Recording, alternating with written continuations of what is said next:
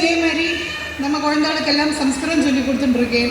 ஆன்லைனில் ஸ்லோகம் கிளாஸ் பெரியவாளுக்கு വിത്ത് മീനിങ്ങോടെ ചൊല്ലി കൊടുത്തുകൊണ്ടിരിക്കുക. ഒരു 6-7 ഗ്രൂപ്പ് ഇരിക്കും. ഒരു 1000 പേരോളം എല്ലാ ലളിതാ സഹസ്രനാമം തുടങ്ങി പല പല ശ്ലോകങ്ങൾക്ക് എന്നാൽ മുടിഞ്ഞ രീതിയിൽ സംസ്കൃതത്തോട് തമിഴ് മീനിങ് ചൊല്ലി കൊടുത്തുകൊണ്ടിരിക്കുകയും அப்படி நிறைய பேர் படிக்கிறா. அதேமாரி சம்ஸ்கிருதம் படிப்பிக்கிறத மெயினாയിട്ട് വെച്ചിട്ടുണ്ടിരിക്കുക.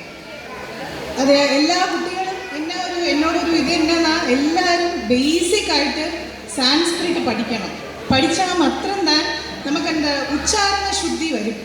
അല്ലാതെ ഒരു കോമ്പറ്റീഷനിക്ക് വേണ്ടി നമ്മളത് പഠിച്ചു പോകുമ്പോൾ അത് ഒരിക്കലും അത് കറക്റ്റാണ് വരാതെ. அந்த എല്ലാ പാരൻസും ദയവേത് ഒരു സബ്ജക്റ്റ് அந்த കുഴந்தைக்கு எப்படியா സംസ്കൃതം ഓൺലൈനിൽ ഓഫ്ലൈനിൽ ഇപ്പോൾ പല രീതിയിൽ സംസ്കൃത ഭാരതിയോടെ കോഴ്സസ് നടക്കുന്നത്. அப்படி പല രീതിയിൽ அந்த കുട്ടികൾക്ക് ഒരു ബേസിക്കായിട്ട് அந்த സംസ്കൃതം ഉച്ചരിக்கிறதுക്കും அந்த சின்ன சின்ன കാര്യങ്ങൾ ചെയ്താൽ മാത്രം പോരും. എങ്കാത്ത എനിക്ക് അത് മാത്രം തന്നെ ചെയ്താൽ സ്കൂളിൽ സംസ്കൃതം പഠിക്കണം എന്ന് മാത്രം തന്നെ എங்கள் அப்பா എന്നെ ചൊല്ലി പഠിപ്പിച്ച. ബാക്കി അത് ഫർദർ ആ ഫ്രണ്ടിൽ പഠിച്ചത് ഫുള്ളാ അതിൽ എനിക്ക് വന്ന ഇൻട്രസ്റ്റ് കാരണമാകും. അതുമാതിരി എൻ്റെ കുട്ടിക്ക് அந்த ഭാഷയിൽ ഇൻട്രസ്റ്റ് വരുന്നത് നമുക്ക് തിരിയാതെ. പക്ഷേ அந்த പാരൻസായിട്ട് നമ്മൾ அந்த കുട്ടിയെ നമ്മളോട് ഓരോ പാരൻസോട് ഉത്തരവാദിത്വമാക്കുക. നമ്മളോട് ഭാഷയാക്കും സംസ്കൃതം. അപ്പോൾ அந்த ഭാഷയെ ഇംഗ്ലീഷ് പഠിக்கிறோம். എല്ലാ ഭാഷയും ഫ്രഞ്ച് ഇപ്പോൾ ഫ്രഞ്ച് പഠിച്ചെങ്കിൽ എന്നെ പോகிறோம் ഒന്നും ചെയ്യறதுക്കില്ലേ. ചിലപ്പോൾ നാളേക്ക് എന്നെ ചെയ്യുമായിരിക്കും. പക്ഷേ அந்த സംസ്കൃതം പഠിച്ചാൽ ഒന്നുമില്ലേ. அந்த ശ്ലോകം തെറ്റില്ലാന്ന് அந்த കുട്ടി ഉച്ചരിക്ക പഠിക്കും. அந்த എங்கே അത് കാലക്രമേണ അത് കറക്റ്റാக அதுக்கு தெரியாமல் அது കറക്റ്റാக പിരിക്കും. അതൊന്നും ഒരു ക്ലാസ്സിലെയും പോയി ആർക്ക് കീഴേയും പഠിക്കേണ്ട കാര്യം அந்த കുഴந்தைക്ക് വരാതെ ആദ്യമേ നമുക്ക് அந்த വാസന அந்த കുഴந்தைக்கு സംസ്കൃതം പഠിക്കുന്ന വാസനയെ കൊടുത്താച്ചുന്നാ அது மாதிரியே அது படித்து அந்த രീതിയിൽ നമ്മളോട് அந்த ചിട്ടയിൽ அந்த കുഴந்தை വരും. கொஞ்ச നാൾ കഴിഞ്ഞത് മാറിപ്പോനാലും அந்த വാസന ഉള്ളുക്കുള്ള ഇരിക്കുന്നതിനാല അത് തിരുമ്പി അതിലെ ബാക്ക് വന്ന് അത് എല്ലാം പണിയിട്ടിരിക്കും. ആൺകുട്ടികളായാലും എല്ലാ അമ്മമാരുടെ ഒരു റിക്വസ്റ്റ് ഉണ്ട്. എന്നാൽ എന്നോട് 2 കുട്ടികളും എനിക്ക് 2 പുള്ള കുട്ടികളാക്കും. എല്ലാ പുള്ള കുട്ടികൾ പൂണൽ പോട്ടാനാ ദയവേത് കമ്പൽസറി അവളെ കൊണ്ട് നമ്മൾ அந்த சின்ன വയസ്സിൽ സന്ധ്യാവന്ദനം പഠിപ്പിക്കണം.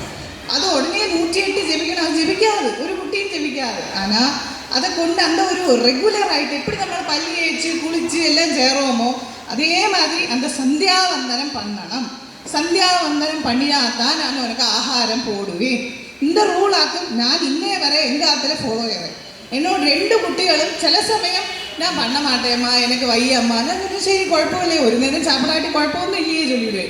അരമണിക്കൂർ കഴിഞ്ഞ് വരുവാ ഞാൻ പണി ഉറങ്ങും കേട്ട് ആ ആഹാരം തന്നിടുള്ളൂ. അപ്പോൾ വേറെ വഴിയില്ലേ. അപ്പോൾ அதுக்கு വേണ്ടി കാരണം എനിക്ക് வந்து കുട്ടികൾ സന്ധ്യാവന്ദനം பண்ணണം. കഷ്ടപ്പെട്ട് നമ്മൾ പൂണൽ പോടും. എല്ലാവർക്കും അത് കിടക്കുന്നില്ലേ. നമ്മൾക്ക് ഒരു പൂണൽ പോട്ട് ഒരു കുഴந்தை ഇരിക്കുക. അതെക്കൊണ്ട് നമ്മൾ സന്ധ്യാവന്ദനം പണിപ്പിച്ചാൽ നാളേക്ക് ഇത് ഹോസ്റ്റലിൽ പോവും ജോലിക്ക് പോവും. ஆனால் അത് തിരുപ്പി ഇന്ന് அந்த സിസ്റ്റത്തുക്കുള്ള അത് വന്നാച്ചാൽ അത് കറക്റ്റ് അത് ചെയ്യും. ഇത് അപ്പാമാരാലെയോ താത്താമാരാലെയോ ചിലപ്പോൾ അത് ചെയ്യിക്ക പറ്റാതെ ഒരു അമ്മ വിചാരിച്ചാൽ മാത്രം താൻ അത് ചെയ്യാൻ പിടിക്കും. കാരണം സ്ത്രീ മൂലോഹി ധർമ്മ. സ്ത്രീ താൻ ആത്തിലിരിക്കുക. സ്ത്രീ മാത്രം താൻ ആത്തിലുള്ള കാര്യമെല്ലാം നമ്മൾ താനെ പാത്തുக்கிறோ. വെളിയിലുള്ള കാര്യം അപ്പാമാരെല്ലാം പാത്തുപ്പാ. നമ്മതാൻ നമ്മ കുഴந்தைக்கு எது நல்லது எது கெட்டது நம்மதான் சொல்கிறோம். അപ്പോൾ அந்த சந்தியாவந்தனம் பண்ணினா சமிதாதானம் பண்ணினா அந்த குழந்தைக்கு எம்பது தூரம் அதோடு அந்த சக்தி கிடைக்கும்னு நம்ம தான் குழந்தைக்கு சொல்லி கொடுக்கணும். இன்னும் 2 குட்டிகளும் சமிதானம் பண்ணும். பெரிய பையன் கிரிக்கெட்டில் ஸ்டேட்டெல்லாம் களிச்சிருக்கேன். ஆனால் அவன் இன்றைக்கும் காலம்பரை 5 மணி 6 மணிக்கு அவனுக்கு போனவானா காலம்பரை வந்து சந்தியாவந்தனம் கூடுதல் ஜெபிப்பேன்.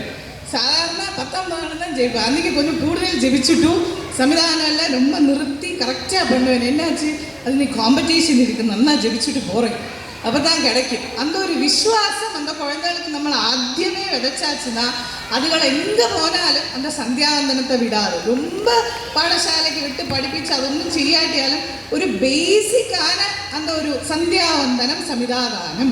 അതാ ഒരു പാരൻസും അതിന് ഒരു വിട്ടുവീഴ്ച ഇപ്പോൾ പഠിக்கிறதுக்கு എത്ര കഷ്ടപ്പെട്ട് അടിയെല്ലാം കൊടുത്ത് സ്പെഷ്യൽ കോച്ചിങ് എല്ലാം വെച്ച് പഠിപ്പിக்கிறோம். അതേമാതിരി ഒരു അരമണിക്കൂർ 2 സന്ധ്യാവന്ദനം സമിധാനം ചേർത്ത് അരമണിക്കൂർ തന്നെ ആവും.